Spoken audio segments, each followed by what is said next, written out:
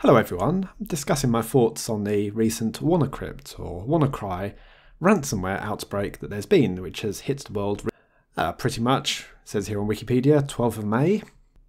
So how did it start? So it came from a tool that was developed by the National Spying Agency. Sorry, they're called a National Security Agency, aren't they? Security. How do they help the security of the world? Don't know.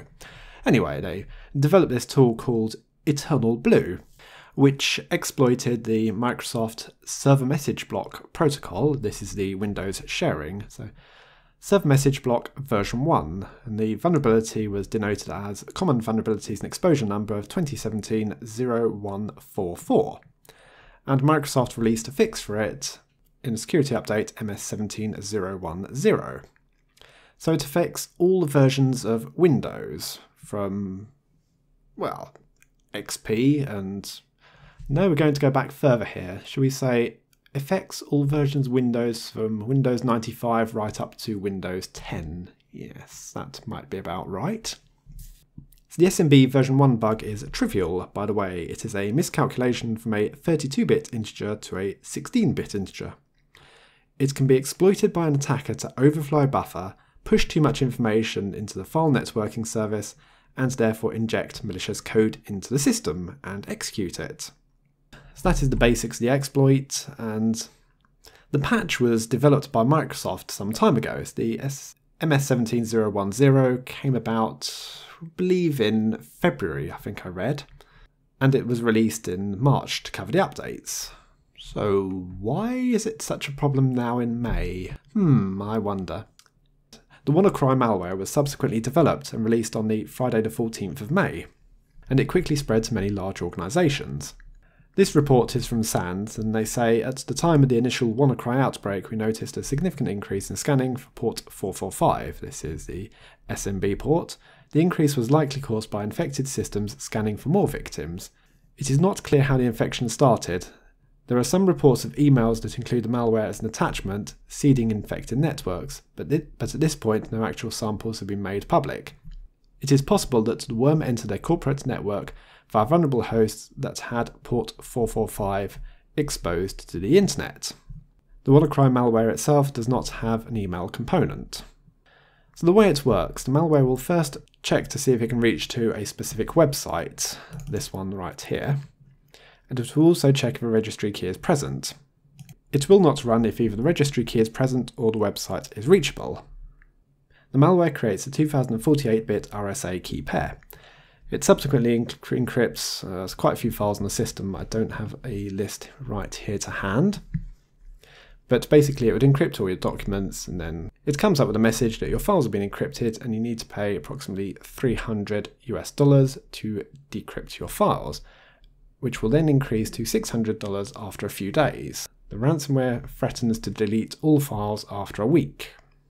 This is the information on scanning that SANS have provided, and as you can see, quite a spike from the 12th of May onwards. I thought they said the 14th of May, perhaps the date is wrong in the article. So it has settled down a bit. This is the number of queries that OpenDNS have received for that kill switch domain. You can see it hit the best part of 500,000 DNS queries an hour on the 16th of May and has now settled back down. This is the tracking of infected WannaCrypt hosts, and well, they've got a total of 290,000 infected, and currently online it's about 6,000. Where are the particular areas of the world that are infected? Well, it does look very clustered around the United Kingdom, doesn't it? There's also a large amount across Eastern Europe, into Russia, but I've read that Russia and China have been the most affected. Microsoft have issued some customer guidance on the WannaCrypt attacks. This attack type may evolve over time, so they recommend that you block legacy protocols on your network, so disabling SMB version 1. So one slight problem that while the updates may have been issued in March, you actually have to reboot your system for the update to take place. And certainly in the company that I work for, we have quite a few systems that have not been rebooted since before March. It totals to about just under 3,000 systems which have not been rebooted, so those are actually effectively still vulnerable. So as much as you could laugh at companies for failing to carry out their updates, It's also the fact you have to reboot, and that can be difficult for businesses. Rebooting essential systems, trying to force staff to reboot their computers. Yeah, multitude of issues.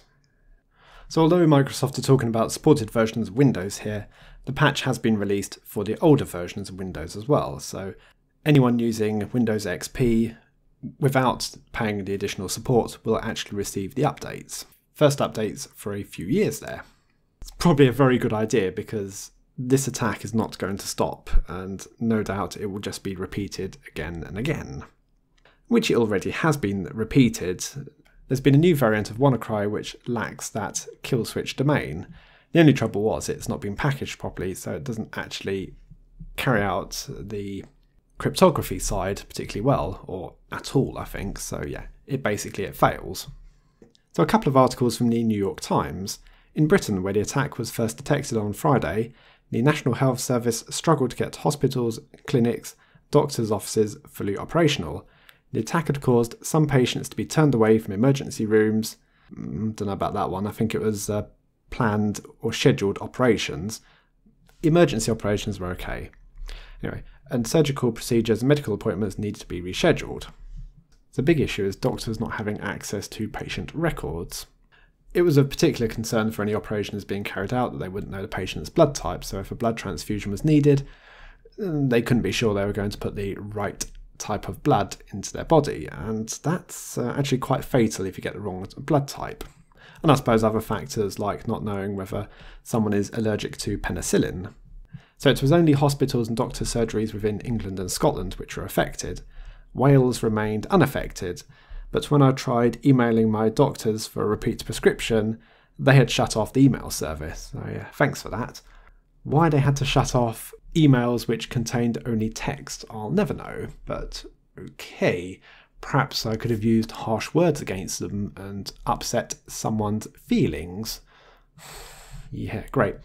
So instead I'll go without my medication. Oh no, I just had to do it the old-fashioned way and take the form in there. And looking further around the world, they have written that Microsoft and other Western companies have complained for years about the widespread use of pirated software in a number of countries that were hit particularly hard by the attack. A study had been carried out and found that 70% of software installed on computers in China was not properly licensed in 2015. There was 64% in Russia and 58% in India. Why does it not surprise me, the mentality of people in China just believing that everything should be for free? And was it this article that mentioned about Keyhoe? Yes, it is. I can see the paragraph there. The twin problems with malware and the unwillingness to pay for software are so ingrained that they have led to an alternative type of security company in China. Keyhoe 360 built its business by offering free security programs. It makes money from advertising. Yes, it is basically adware. And I've had to do a bit of investigation on this one, but I know if you get the application on your system and then attempt to remove it, it makes an absolute mess of the browser settings in like Internet Explorer and Chrome and Firefox, and threatens you that you need Keyhoe 360 to protect your system. So if you've had any software from Keyhoe, then you need to flatten your system and rebuild it from scratch. Perhaps it would be good if Linux was more widespread in China. Hey, we have a couple of distributions for that, don't we? Deepin and Ubuntu Kylin. And perhaps this is why I'm so surprised about Deepin really, that I know such other applications in China have a really bad name on spying and advertising, but there's just no evidence in Deepin. And yeah, feel free to reject it, but hey, if that was more widespread, then China wouldn't have this problem with SMBv1 in Microsoft Windows being completely unpatched. So here come the theories of where WannaCrypt has come from, and fingers seem to be being pointed at North Korea, a North Korean government-backed hacking crew. Yes, the Lazarus hacking group, which attacked Sony. Are we just blaming North Korea for the sake of it? So Google posted an artifact on Twitter potentially pointing the connection between the WannaCrypt and ransomware attacks and malware previously attributed to the infamous Lazarus hacking group. So what did North Korea have to gain from bringing the National Health Service in the United Kingdom to its knees? Dunno. Answer me that one. Microsoft have been quick to point fingers to the NSA. Well, this is pretty rich because, as I mentioned, they held on to the patches for quite some time. So yes, the NSA were guilty of finding a vulnerability within Microsoft and failing to disclose it. They were also guilty of letting that software loose on the internet. Perhaps they should have protected it better, or just not developed it in the first place and been really honest and told Microsoft. Because ultimately what they have done here is damage the reputation of an American company. So an American spying agency has damaged the reputation of an American business.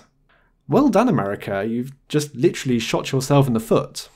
And there's quite a long list of information here, but really the basics are fingers being pointed at the NSA. Finally, this attack provides yet another example of why stockpiling vulnerabilities by governments is such a problem. This is an emerging pattern in 2017. We have seen vulnerabilities stored by CIA, Sharp and WikiLeaks, and now this vulnerability stolen from the NSA has affected customers around the world. Repeatedly, exploits in the hands of governments have leaked into the public domain and caused widespread damage. An equivalent scenario with conventional weapons would be the US military having some of its Tomahawk missiles stolen. They need to take a different approach and adhere in cyberspace to the same rules applied to weapons in the physical world. We need governments to consider the damage to civilians that comes from hoarding these vulnerabilities and the use of these exploits. This is one reason we called in February for a new Digital Geneva Convention to govern these issues. So after this massive worldwide attack, how much has this Bitcoin address made that was linked to the WannaCry?